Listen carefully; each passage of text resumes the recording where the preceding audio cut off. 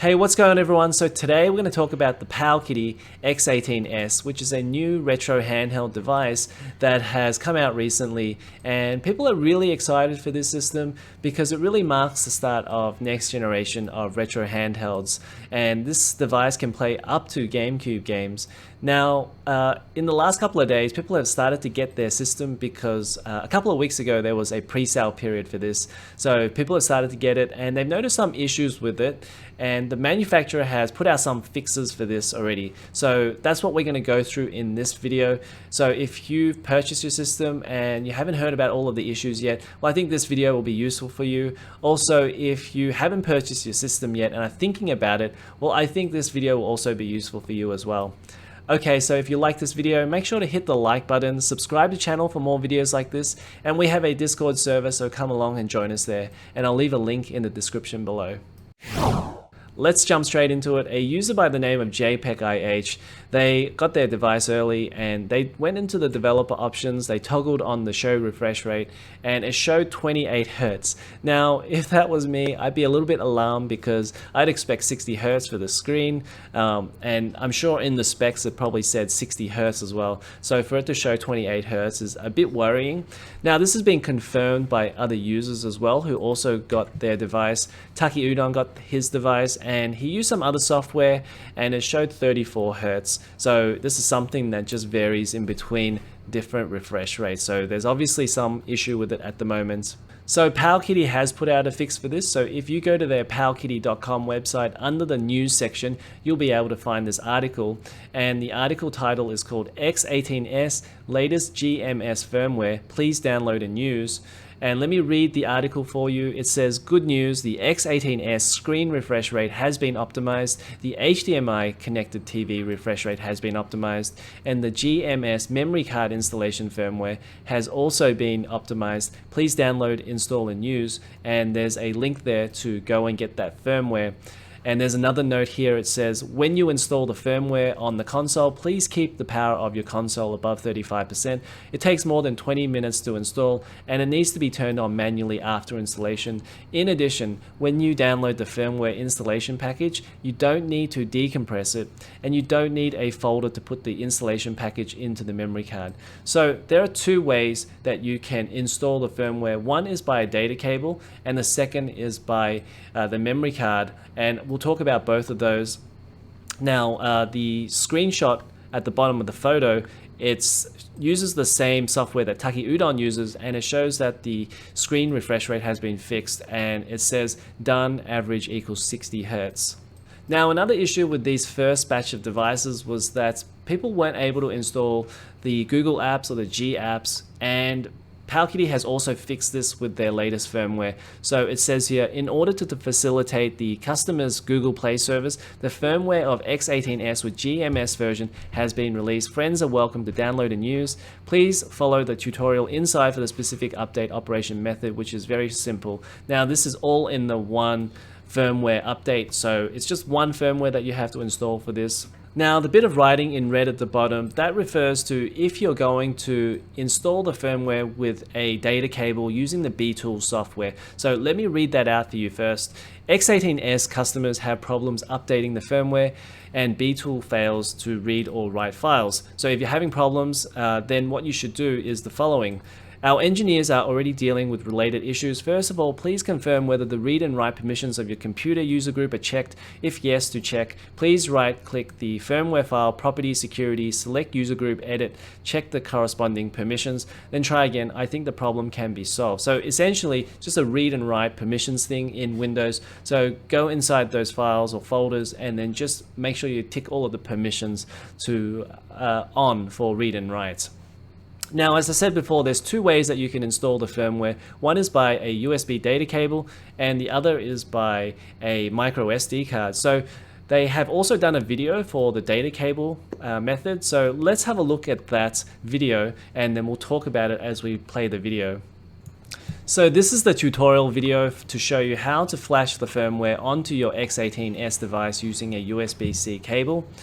Now you're going to want to download the Betools program, which is found in their Google Drive. So go ahead, look for that and download that. You're also going to want to download the firmware folder as well inside. And inside that folder, you're going to find a .xml file, so you're going to want to load that file up in Betools. Now, make sure your X18S is turned off. And then you're going to hold the minus button on your device and then click Start All on the Betools program, and then connect the USB-C data cable. And then it's going to start automatically. And that's all you really have to do. Then you can release the minus button. Now, if it fails, it says here you should use a high quality data cable, which is one of my concerns with using the USB-C data cable method, because I think the micro SD card method is a little bit easier.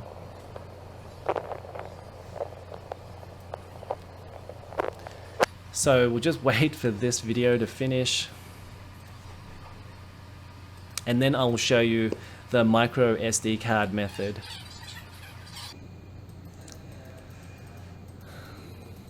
So one thing to keep in mind when you're flashing the firmware is that there's a comment here where it helps you if you can't actually get it to work. It says here, for driver installation, clicking on driver assistant gives you rock chip drivers. This one uses UNISOC, so you need to click the third option, driver coding R2.19.29.131. That will give you UNISOC drivers and helps get the software flashed.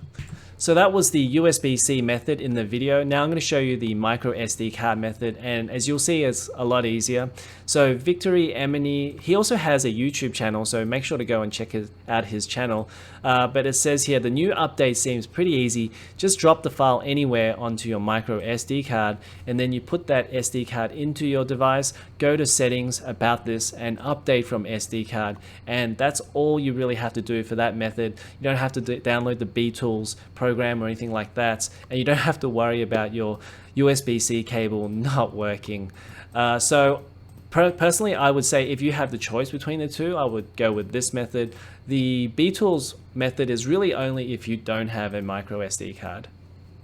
So I've just finished the video, and then I went back to the Powkiddy website just to look for some more comments and things like that.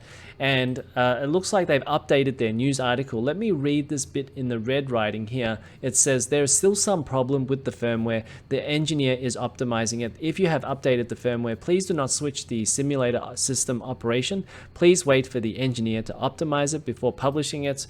Now, I don't really know what they mean by simulator system operation, so you can keep on using the system, I suppose, as it is, but just wait for yet another update so that the engineers can fix this. Okay, so let's talk about some other issues that people have found with this device in the last couple of days. And J. Papel 27 says, it's only opening up this far is a bit of a deal breaker for me. So as you can see there, I've blown it up on the right hand side of the screen there, and you can see that the screen only tilts to maybe like 20 or 30% maximum. So I think for some people, if you want it completely flat, then the Powkiddy X18S isn't going to do that. And maybe some people already knew based on the previous device, the X18. So for people who are new to this type of device, just letting you know that you can't open it completely flat like my new 3DS can. Alright, let's talk about this other issue, which is known as, I guess, the L2R2 button press issue. So Ash from C4E Tech, I'm sure you guys know his channel, he says L2R2 only trigger button presses. Some games like Dead Cells or even Xbox Game Pass streaming need L2R2 to trigger an axis, even if they have digital buttons. Most controllers and handhelds do this. Since the X18S doesn't, in these cases L2 and R2 will not be detected. And then I asked him, does this mean it's a bit like analog triggers? Maybe like gas and brake needs triggers? So he said, kind of. It's supposed to trigger it. The GameSir X2 or the GPD XD Plus don't have analog triggers. There's no issue with emulation. Emulation lets keys be mapped. PS5 via PS Play app, no issues. Moonlight and Steam Link, no issues. Xbox app doesn't detect L2R2. And then he showed me a couple of screens about what he meant by this. So here is an Android phone device, and here it says that if it's running normally, then the gamepad tester will be able to detect a key button press. So it's got here key for button L2 and button R2, and also an axis. It'll also detect the axis as well for this, and it's labeled as gas and brake. However, when it doesn't work properly, it doesn't detect it on the axis. So as you can see here, it detects the button press for the L2, but it doesn't detect it for the axis. Now, Ash believes that this will get fixed in the long run with custom firmware. So a modder or a developer by the name of Black Seraph, they got a X18S. So Ash thinks that they will bring out a custom firmware for this device and this issue will get fixed. So right now you can play pretty much everything except for Xbox streaming apps, and with the Black Seraph custom firmware ROM, you'll probably be able to get this issue fixed and you'll be able to use this for Xbox streaming. Now, finally, as a bit of a surprise for people who made it this far, I probably should have said something in the intro, but I'll put something in the title. There has been a tease of a new handheld device, and this is the Powkiddy RGB 10 Max version 2, which Powkiddy put on their YouTube channel. So as you can see there, this is the back of the device, and it's got some nice curves on the back there, which is pretty cool. I've seen, we've talked about other devices that have had a flat back, which isn't as nice. So I like that they're going with the curves on that. And also it's got the stacked trigger buttons, which I know a lot of people like. I don't really mind, to be honest, but a lot of people like the stacked buttons.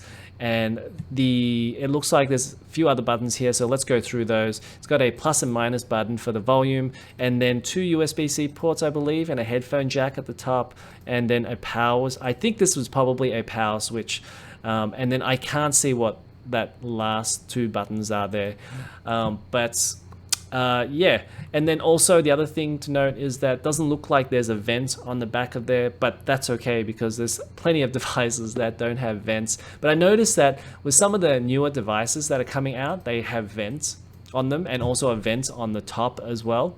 So just something to keep in mind there. Now this is the front of the device, and not too much to say except that initially I thought this actually curled up, but it doesn't actually curl up on the side there.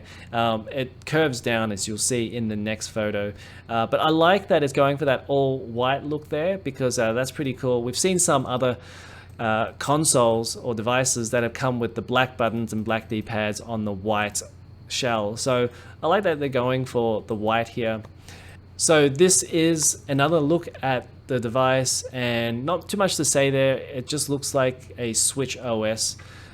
So that's pretty much about it. So there's your look at a new device that's going to be coming out pretty soon. This is the Powkiddy RGB 10 Max version 2.